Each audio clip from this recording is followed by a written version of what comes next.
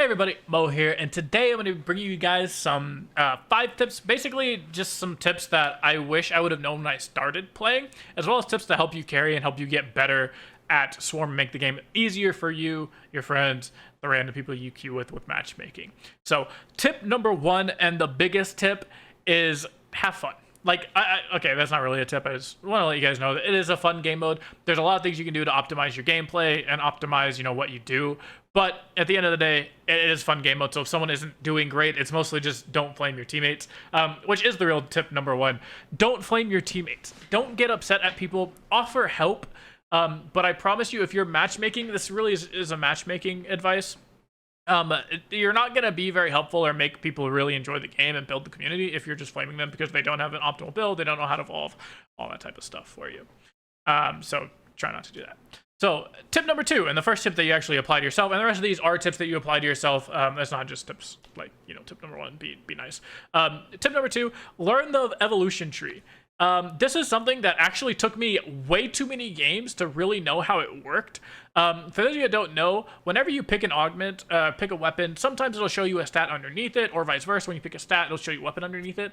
That means that you already have half of what's needed to go ahead and evolve that. If you press tab, there's a big, unreadable image that has a bunch of gobbledygook on it, which is kind of what I thought when I first saw it. But then I realized it's telling you how to evolve your weapons.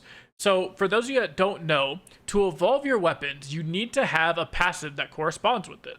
So there's a big chart, there's a bunch of graphics out there that I already show you, as well as in-game. If you ever press tab, it will show you on the top left of your screen for you. So if you ever press tab, it'll show you okay, in order to evolve your battle bunny, you're going to need crit chance. If you have movement speed, these are the weapons that are going to come out of movement speed for you. It includes the auto attack weapons, whatever you want to call those, your auto attacks. It shows you those. It shows you weapons. It even shows you weapons that you don't even have unlocked, just so you know whenever you do unlock them, or later in the game, however you want to do it. If a friend is asking, it shows you how to unlock them.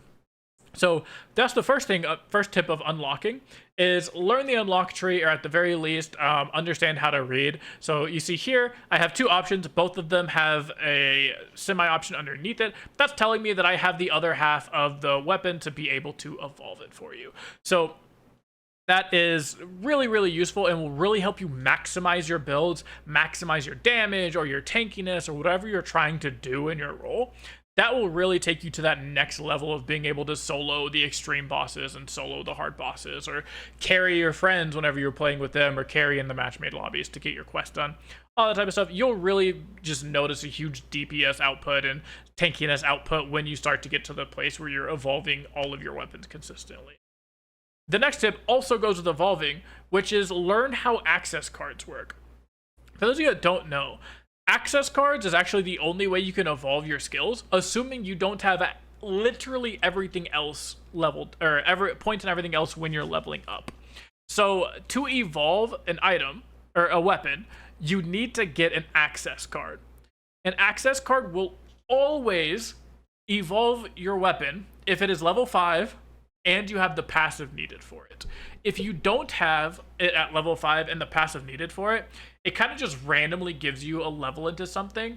I'm noticing it'll give me random levels into my passive, my stats, as well as it'll give me random levels into my weapons. There's not really seem to be any weight towards one or the other. I just noticed that it'll give you something random.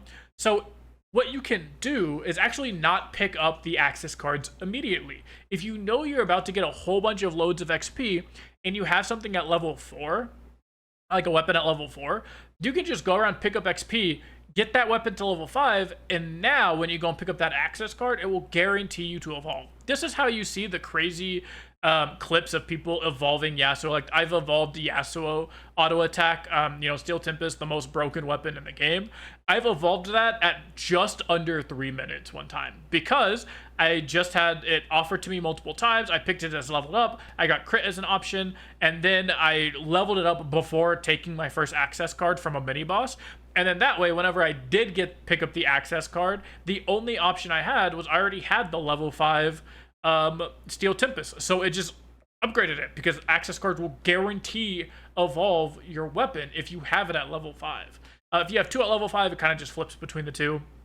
It's just a coin flip. It's not weighted one way or the other. But yeah, so learn how access cards work.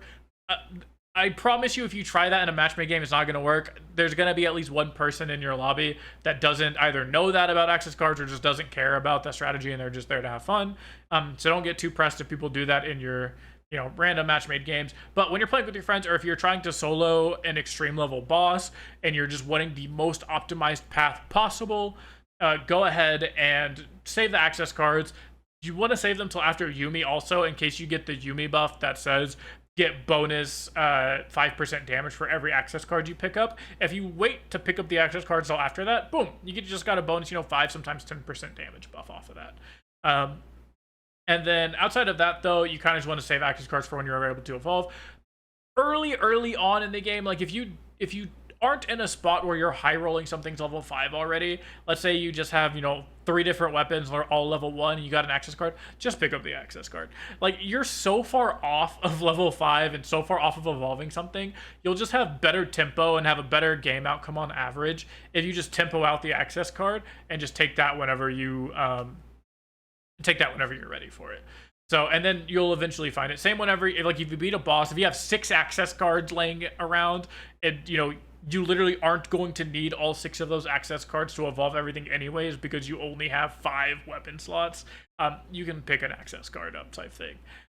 So, save your access cards to be smart with them and get the most value, but also realize when the best value of an access card is going to be the tempo it gains you from immediately picking it up.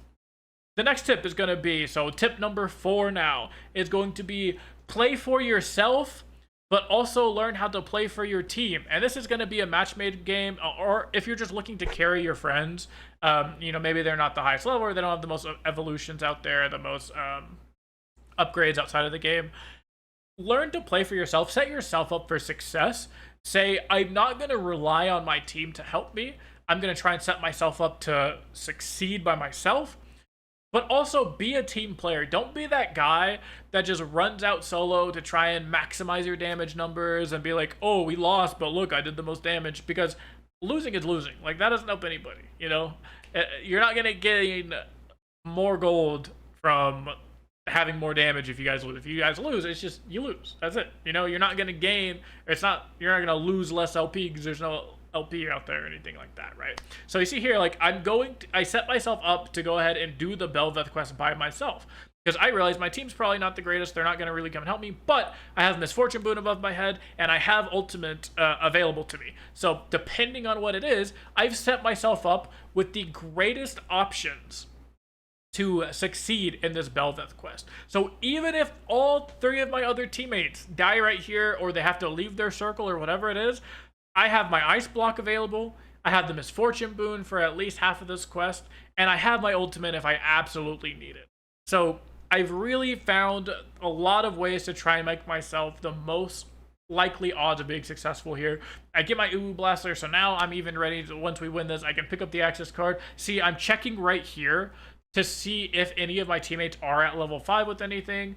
I see that they're not even close, like they're not even at level 4. If maybe they were at level 4, I would have picked up all the XP first and then the access card to see if I gave them a chance to evolve something.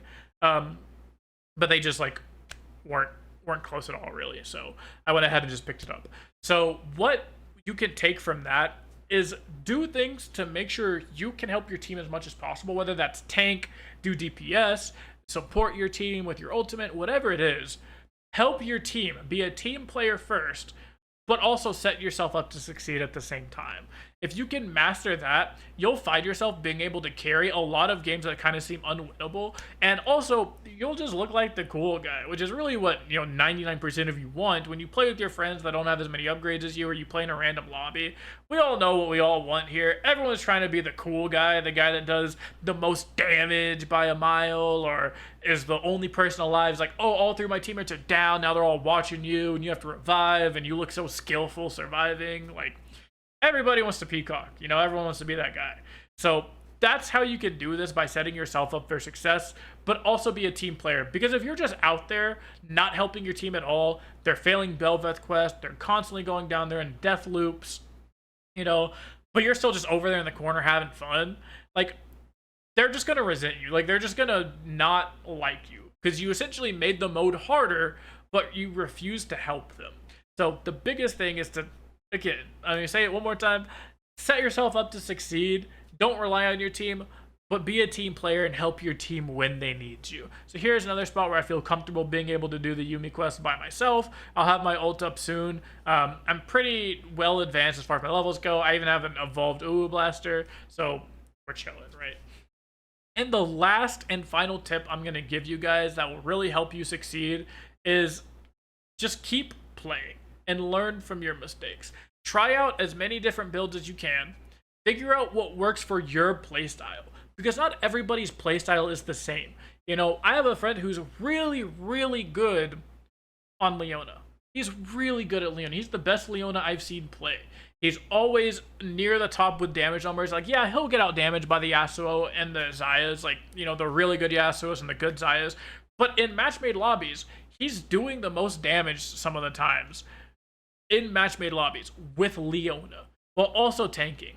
Because his playstyle just works really well with it. He understands the champion a lot. And that's something that will just carry over. It doesn't matter what the champion is. It doesn't matter. Don't let people tell you what to play or what not to play. If your playstyle and you vibe with the champion really well, play that champion to the best of your ability. Yeah, Yasuo's broken. But one, no one wants to play in 4-man Yasuo lobbies constantly because that's not fun. And two, just because Yasuo is broken doesn't mean it's broken for you. Doesn't mean that it's broken when you play Yasuo. You know, you might just be really good at tank or really good at melee. You might not be the good, big projectile AoE type of, you know, avoid the damage dealers, kind of hide behind your tanks. You might like to play in front, and if you like to play in front and go in front of people, then maybe you should pick up tank. There's just a lot of variables that go into each champion, into each game, into each build.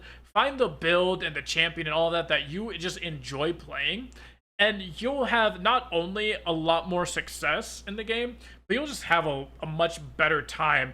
I promise you, you'll have more fun losing on a champion and a build that you genuinely enjoy playing than winning or getting carried when you're playing like Yasuo or a broken champion or a champion that you don't enjoy or don't know how to play, right? So like this Riven game, for example, I'm not going to spoil it because the full YouTube video is out on my channel, so you can actually watch this entire game with my commentary. This is a random match-made game I played with teammates, showing you guys, implementing all of the tips I'm giving you right now. I implement in this video, and I talk through the tips in this video to prove to you guys that I'm not just spewing out BS. Like, this will actually help you carry your match-made games, and I do what I say. But I also follow this very last rule, which is the most important, which is have fun. I take the Yuumi options, that I take Glass Cannon, which reduces my max HP and gives me a bunch of damage. But then I take another one that reduces my max HP even more, but makes me faster and have, you know, higher ability haste because it's fun and I understand how to play it. It's really enjoyable. It's the most fun Riven build I've ever had just because of the sheer amount of, you know, risk that involved it. That's fun to me. Being able to say, hey, if I get hit by anything, I die, it makes me play a little tighter. It makes me play, you know, a little bit more with the team. It changes my playstyle a little bit, but also it adds a little bit extra thrill. And that's what I have enjoyment out of when I play this game, is the thrill. The going down to 1 HP, the not knowing if I'm going to win, all of that stuff. If I knew I was going to win every game, it wouldn't be fun. So stuff like that makes it fun, and even though this build might not be good, it's definitely not going to be like the best in slot Riven build, and it might not work for most of the people watching this video. It worked for me because I genuinely enjoyed it, and it brought me a lot of happiness, and when I end, like, I just start laughing this whole time. I'm smiling, you know, when this game finishes up, how it finishes up, when you guys see that, it's a crazy ending, and it's just a lot of fun, and the people I played with added me afterwards because of how much fun it was, and they thought it was a really cool build. So that's the final tip. Have fun, play the build and the champion that you want to play.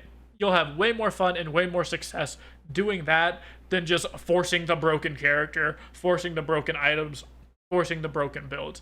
Have fun, pick Annihilator sometimes. No one's gonna get mad at you. But that's gonna be it for this video. I hope you guys enjoyed it. I hope you guys have used these tips in your games to carry your match-made games, carry your friends, and just have overall more success. Hope those are useful to you. If you have any other tips or want a part 2 to this with more tips that I find out about having this, you know, I have tips on positioning, character-specific tips. I'm gonna put out character-specific guides. If stuff like that is what you're interested in, or if you just have ideas for Swarm content, please let me know down in the comments below, because I've enjoyed this game and this community so much ever since I put out that first tier list video. That tier list video got more comments on it than, like, I think any video of mine in the last like year and a half, because of how involved and how much fun you guys have with it and everyone's opinions. So if you have anything like that that you want to give me, I'm fully open to it, and I would love to chat with you guys. I want to do challenges. I have some already coming up where it's like only pick the left augment, or only pick the left option that it gives me between weapons and passes and stuff like that. See what we can do with that. Play zoomed all the way in. So if you guys have any ideas like that, feel free to let me know. I'm enjoying it so much. Go follow me over on Twitch, because I stream Swarm gameplay and I just stream a bunch of other stuff in general, just about every single day. Right now it's a lot of Swarm content, but I have a lot of collabs coming up here. I'm gonna be playing with Riot Freak, be trying to play with some other people from the League Partner Program. I have a bunch of collabs coming out, so if you guys are interested in seeing those and seeing me play with some of your favorite League creators, feel free to go follow me on Twitch so you don't miss anything. Join the Discord, sub here on YouTube so you don't miss the videos and the VODs or the highlights of me playing with your favorite creators. And that's gonna be it. I'll see you guys in the next video. Have a good evening.